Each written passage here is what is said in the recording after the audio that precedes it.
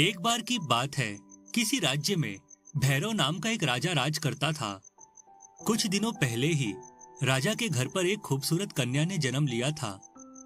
राजा ने अपनी बेटी का नाम सुकुमारी रखा था, लेकिन दूसरी तरफ वह हमेशा अपनी बेटी के भविष्य को लेकर चिंतित रहता था। फिर एक दिन उस राज्य में कहीं से भविष्य बताने वाला एक बड़ा जादूगर आ जाता है। नगर के सारे लोग उस जादूगर के पास लंबी कतार लगाकर अपना भविष्य जानने के लिए उतावले हो रहे थे। दूसरी तरफ जब यह बात राजा को पता चलती है तो वह फौरन जादूगर को अपने महल में बुलवा लेता है। मैंने सुना है तुम बहुत बड़े जादूगर हो, साथ ही तुम लोगों का सटीक भविष्य बताने में माहिर हो। मैं तुमसे अपनी बेटी सुकुमारी का भविष्य जानना चाहता हूँ। इसके बदले मैं तुम्हें 1,00,000 स्वर्ण मुद्राएं दूंगा। चलो अब जल्दी से मेरी बेटी का भविष्य बताओ। ठीक है महाराज, मैं अभी आपकी बेटी का भविष्य बताता हूँ। उसके बाद जादूगर राजकुमारी का चेहरा बड़े गौर से देखने लगता है। महाराज, आपकी बेटी का भविष्य खतरे में है। इसकी शादी एक बकरी चराने वाले गरीब आदमी के बेटे से होगी। जादूगर की यह बात सुनते ही राजा का खून खौल उठता है। नहीं नहीं, ये तुम क्या कह रहे हो जादूगर? मेरी फूल जैसी राजकुमारी एक गरीब बकरी चराने वाले गरीब आदमी के घर की बहू बनेगी? नहीं नहीं, मैं ये बात बिल्कुल बर्दाश्त नहीं कर सकता। माफ करना महाराज, मैंने जो भविष्य देखा सो आपको बता दिया। ठीक है जादूगर, तुम मुझे उस बकरी चराने वाले आदमी का पता बताओ। मैं उसके बेटे को मारकर अपनी बेटी का भविष्य बदल दूंगा। उसके बाद जादूगर अपने जादुई गोले की शक्ति से उस भेड़ बकरी चराने वाले आदमी का पता लगा लेता है, जिसका नाम शंभू था। अगले दिन राजा भेष बदलकर शंभू के घर के पास पहुंच जाता है। तभी उसे घर के अंदर से एक छोटे बच्चे के रोने की आवाज सुनाई देती है। लगता है ये वही बच्चा है। मुझे किसी भी तरह इसे ठिकाने लगाना होगा। फिर रात को जब शंभू और उसकी पत्नी गहरी नींद में सो रहे थे, तब राजा चुपके से घर के अंदर दाखिल हो जाता है। फिर वह शंभू के बच्चे को उठाकर वहां से भाग निकलता है। थोड़ी देर के बाद राजा एक समुंदर के किनारे पहुंच जाता है। अब मैं इस बच्चे को समुंदर में फेंक दूंगा। समुंदर के अंदर मौजूद मगरमच्छ और मछलियाँ इसे मारकर खा जाएंगे। उसके बाद राजा नाव लेकर समुंदर के बीचों बीच पहुंच जाता है और उस छोटे बच्चे को समुंदर में फेंककर वहां से भाग निकलता है। मैंने उस बच्चे का किस्सा हमेशा के लिए खत्म कर दिया। अब मेरी बेटी के भविष्य को कोई ग्रहण नहीं लगेगा। इस तरह राजा निश्चित होकर अपने महल लौट जाता है। दूसरी तरफ समुंदर की गहराई में एक खूबसूरत जलपरी का घर था। जलपरी की नजर जैसे ही बच्चे पर पड़ती है, वह समझ जाती है कि किसी ने जानबूझकर बच्चे को मारने के लिए समुंदर में फेंका है। जलपरी फौरन अपने घर में मौजूद जादुई केला उठाकर उस बच्चे के ऊपर फेंक देती है और अगले ही पल छोटा सा बच्चा जादुई केले के अंदर समा जाता है। फिर देखते ही देखते वह केला विशाल रूप धारण करके पानी के ऊपर तैरने लगता है और धीरे धीरे वह केला तैरता हुआ समुंदर के किनारे पहुंच जाता है। अगले दिन राजू नाम का एक मछली पकड़ने वाला समुंदर के किनारे आता है। अपने सामने विशाल केला देख राजू को बड़ा आश्चर्य होता है। अरे ये क्या, अचानक इस समुंदर के किनारे इतना बड़ा केला कहाँ से आ गया? इस केले को बेचकर तो मुझे बहुत सारे पैसे मिल सकते हैं। अभी इस केले को उठाकर अपने घर ले जाता हूँ। मेरी पत्नी इसे देखकर बहुत खुश होगी। उसके बाद राजू उस केले को उठाकर अपनी बैलगाड़ी के ऊपर रख देता है और बैलगाड़ी चलाता हुआ सीधे अपने घर पहुंच जाता है। अरे बाप रे बाप, ये केला तो बहुत बड़ा है। आप इतना बड़ा केला कहाँ से लेकर आए? भाग्यवान, ये केला हमारी किस्मत बदलने के लिए हमें मिला है। इस केले को बाजार में बेचूंगा तो मुंह मांगी कीमत मिलेगी और हमारा कई महीनों का गुजारा आसानी से हो जाएगा। तभी उन दोनों को केले के अंदर से बच्चे के रोने की आवाज सुनाई देती है। अरे ये क्या, इस केले के अंदर से तो बच्चे के रोने की आवाज आ रही है। आखिर ये सब मामला क्या है? ये केला तो बहुत ही अजीब है। मैं तो कहती हूँ इसे काट कर देखते हैं, तभी हमें सच्चाई का पता लगेगा। तुम ठीक कहती हो भाग्यवान। जाओ घर के अंदर से चाकू लेकर आओ, मैं अभी इस केले को काटता हूँ। उसके बाद राजू की पत्नी रसोई घर से एक बड़ा चाकू उठाकर ले आती है। राजू बिना समय गवाए केले के बीचों बीच चाकू से वार कर देता है और अगले ही पल केले के 2 टुकड़े हो जाते हैं। केले के अंदर से चमकदार रोशनी बाहर निकलने लगती है, साथ ही केले के अंदर मौजूद बच्चा भी बाहर निकल आता है। यह चमत्कार देख राजू और उसकी पत्नी की आंखें आश्चर्य से भर जाती है। अरे भाग्यवान, ये सब क्या है? इस केले के अंदर से तो बच्चा बाहर निकल आया। मेरी भी कुछ समझ में नहीं आ रहा जी, आखिर ये चमत्कार कैसे हो सकता है? देखो, हमारे पास तो कोई संतान नहीं है, चलो हम इस बच्चे को अपना बेटा बनाकर पाल लेते हैं। राजू की यह बात सुनकर उसकी पत्नी बहुत खुश होती है। फिर राजू और उसकी पत्नी उस बच्चे का नाम हैरी रख देते हैं। उसके बाद राजू अपनी पत्नी के साथ मिलकर उस बच्चे की परवरिश करने लगता है। धीरे धीरे कई साल बीत जाते हैं और हैरी एक खूबसूरत नौजवान बन जाता है। हैरी को शिकार करने का बहुत शौक था। वह रोज जंगल में शिकार करने जाया करता था। इसी तरह एक दिन हैरी जंगल में शिकार कर रहा था, तभी उसे पड़ोसी राज्य के सैनिक आपस में बात करते हुए दिखाई देते हैं। सारी तैयारियां हो चुकी है, हमें आज रात ही राजा भैरव के महल पर आक्रमण करना है। हमारे महाराज का हुक्म है कि किसी भी तरह राजा भैरव को मारकर हमें इस राज्य पर कब्जा करना है। सैनिक की बात सुनकर हैरी दंग रह जाता है। ओए नहीं, ये लोग तो हमारे राजा के महल पर आक्रमण करने वाले हैं। मुझे फौरन जाकर राजा को ये बात बतानी होगी। उसके बाद हैरी अपने घोड़े पर सवार होकर तूफान की रफ्तार से भागता हुआ महल पहुंच जाता है और राजा भैरव को पड़ोसी राज्य के द्वारा होने वाले आक्रमण के बारे में बताने लगता है। तुमने हमें ये सब बताकर बहुत अच्छा किया नौजवान, लेकिन एक समस्या है। हमारे आधे से ज्यादा सैनिक इस समय दूर पहाड़ी पर गए हुए हैं, इसीलिए हमारे पास सैनिक बल बहुत कम है। अगर आज रात पड़ोसी राज्य के सैनिकों ने हम पर हमला कर दिया तो हम उनका सामना नहीं कर पाएंगे। आप चिंता मत करिए महाराज, हम सब मिलकर उन दुष्ट सैनिकों का सामना करेंगे। अगर हमें हिम्मत है तो हम बड़ी से बड़ी जंग आसानी से जीत सकते हैं। मेरे होते हुए आपको किसी बात की फिक्र करने की जरूरत नहीं है महाराज। मैं अपनी तलवार से दुश्मन सैनिकों की गर्दनें उड़ा दूंगा। हैरी की हिम्मत भरी बातें सुनकर राजा खुश हो जाता है।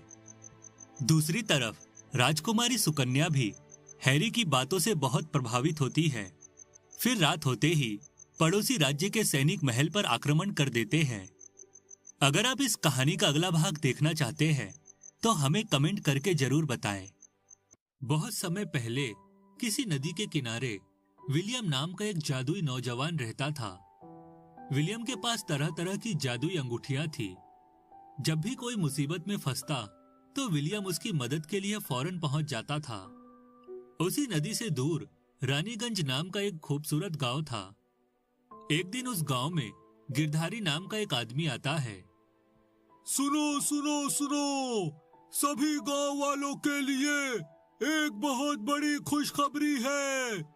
जादुई चांद पर रहने वाले राजा ने ऐलान किया है कि उसे चांद पर बहुत सारे मजदूरों की जरूरत है।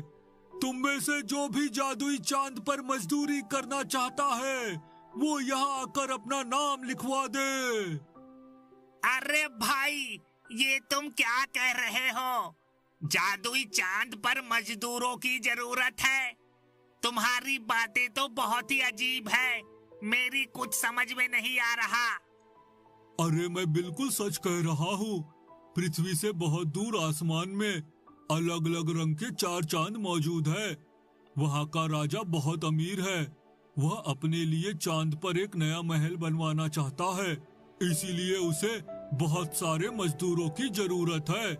देखो, तुम लोग ज्यादा मत सोचो, अमीर बनने का इससे अच्छा मौका दोबारा नहीं मिलेगा। हर महीने मजदूरी के बदले तुम्हें 100 सोने के सिक्के दिए जाएंगे। सोने के सिक्कों की बात सुनकर वहां खड़े सभी गांव वाले खुश हो जाते हैं। उसके बाद वे सभी उन 4 जादुई चांद पर मजदूरी करने के लिए तैयार हो जाते हैं। देखो भाई, हम सब चांद पर जाकर मजदूरी करने के लिए तैयार हैं, लेकिन तुम हमें वहां भेजोगे कैसे? तुम इसकी चिंता मत करो, मेरे पास एक जादुई चारपाई है। उस चारपाई पर बैठाकर मैं तुम सबको चांद पर भेज दूंगा। जो भी चांद पर जाना चाहता है आगे आ जाए।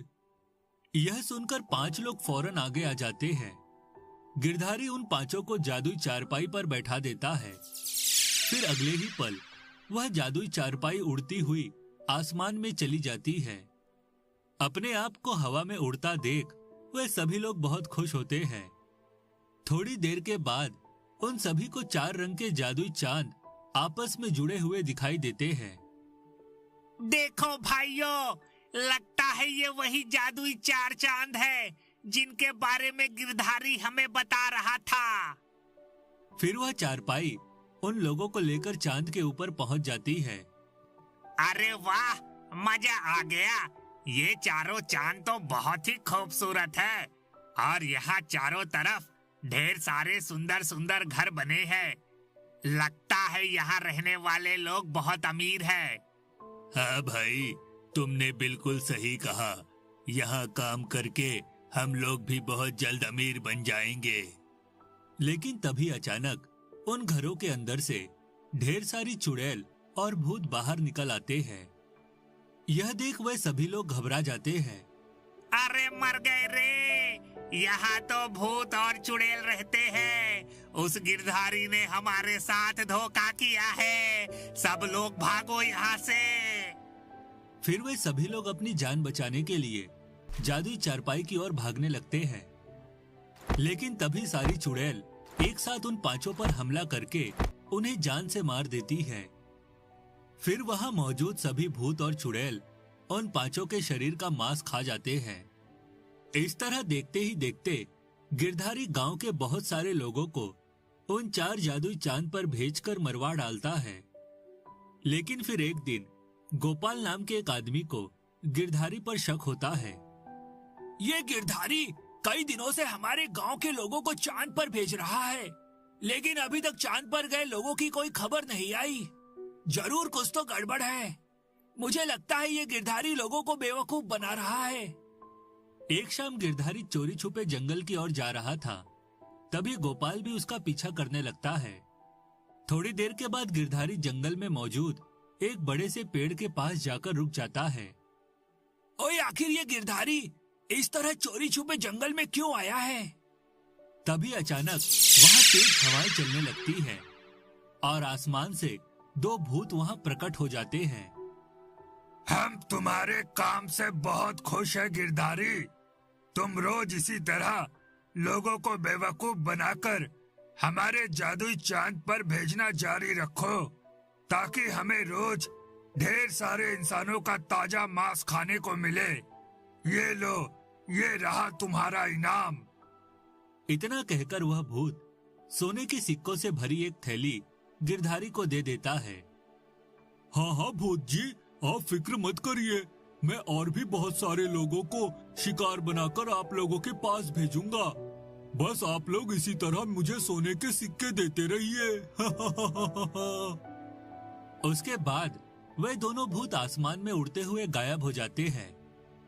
अच्छा, तो ये बात है, उन जादुई चारों चांद पर भूत और चुड़ैलों का वास है और ये लालची गिरधारी गांव के भोले भाले लोगों को उल्लू बनाकर उन्हें मौत के मुंह में भेज रहा है। मैं अभी गांव वालों को जाकर सारी बात बता देता हूँ। उसके बाद वे लोग गिरधारी को मार मार के इसकी चटनी बना देंगे। गोपाल उसी वक्त भागकर गांव में पहुंच जाता है। उसके बाद गोपाल गांव के मुखिया और लोगों को इकट्ठा करके उन्हें गिरधारी की असलियत बता देता है। लेकिन सभी लोगों की आंखों पर लालच की पट्टी बंधी थी और वे लोग चांद पर जाकर सोने के सिक्के कमाना चाहते थे। इसलिए गिरधारी के खिलाफ बातें सुनकर वे सभी लोग गोपाल के ऊपर नाराज हो जाते हैं और उसे भला बुरा कहकर वहां से भगा देते हैं।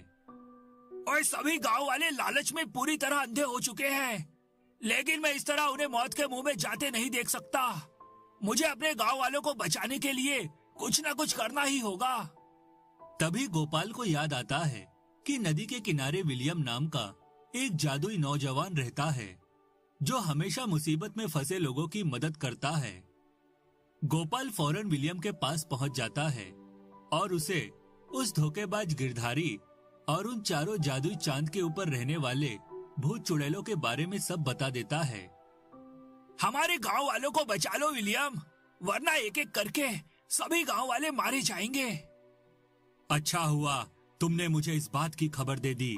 फिक्र मत करो, मैं अभी उन जादुई चारों चांद पर जाकर उन भूत और चुड़ैलों का खात्मा कर दूंगा। उसके बाद विलियम अपनी लाल रंग की अंगूठी को छूकर अपने सातों जादुई भाइयों को वहां प्रकट कर देता है। फिर वे सभी अपनी जादुई मोटरसाइकिल पर बैठकर हवा में उड़ते हुए भूत और चुड़ैलों के जादुई चांद पर पहुंच जाते हैं। विलियम देखता है कि उन चारों जादुई चांद पर ढेर सारे भूत और चुड़ैल मौजूद थे। वे सभी इंसानों को मारकर उनका मांस खाने में व्यस्त थे। इन भूत और चुड़ैलों के खात्मे के साथ साथ मुझे इन चारों चांदों को भी नष्ट करना होगा। चलो तुम सब अपने आप को आपस में जोड़कर एक पेट्रोल से भरे टैंकर में बदल जाओ। और देखते ही देखते वे सभी पेट्रोल से भरा एक विशाल टैंकर का रूप धारण कर लेते हैं। उसके बाद विलियम उस विशाल टैंकर की मदद से चारों चांद पर पेट्रोल की बारिश कर देता है। यह देख सभी भूत और चुड़ैल हैरान हो जाते हैं। अरे ये सब क्या है? अचानक यहाँ बारिश कहाँ से आ गई? अरे ये बारिश नहीं बल्कि पेट्रोल है। लगता है कोई हमें जान से मारना चाहता है। तभी वह भूत विलियम को देख लेता है। अरे वो देखो, धरती का एक इंसान हमें मारने आया है। वही यहाँ पेट्रोल की बारिश कर रहा है। चलो सब एक साथ उस पर हमला कर दो। लेकिन तभी विलियम जलती हुई मशाल नीचे फेंक देता है और चारों तरफ आग लग जाती है। सभी भूत और चुड़ैल बचने की बहुत कोशिश करते हैं, लेकिन थोड़ी ही देर में चारों चांद पूरी तरह आग में जलने लगते हैं और देखते ही देखते सभी भूत चुड़ैल जलकर राख हो जाते हैं। उसके बाद विलियम उस लालची धोखेबाज गिरधारी को पकड़कर गांव के चौराहे में ले जाता है और उसे सब लोगों के सामने फांसी पर लटका देता है। इस तरह उस बेईमान गिरधारी को उसके किए की सजा मिल जाती है।